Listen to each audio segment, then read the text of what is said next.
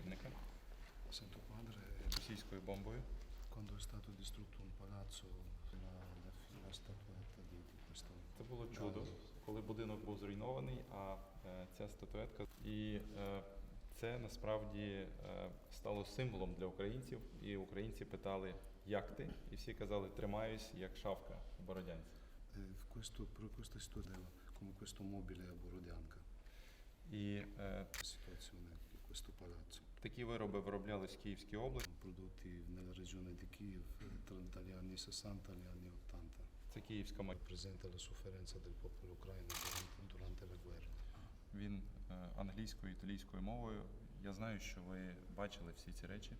In inglese e in italiano io le nostre sofferenze ma anche della nostra solidità.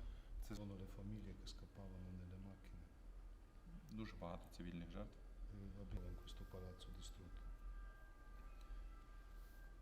Ну, це які вони робили тіла, які вони намагалися сховати в Київ, в усіх областях, які були окуповані. Questa foto proprio È un fiore fragile, мир є дуже делікатною квіткою. custodire quel fiore. Ми маємо зберігати, підписав це для вас спеціально. Questo è ucraino, prima della lettera. Ця збірка вийшла перед Questi gli altri libri, esortazioni che avevo scritto. так само це всі документи, які я написав.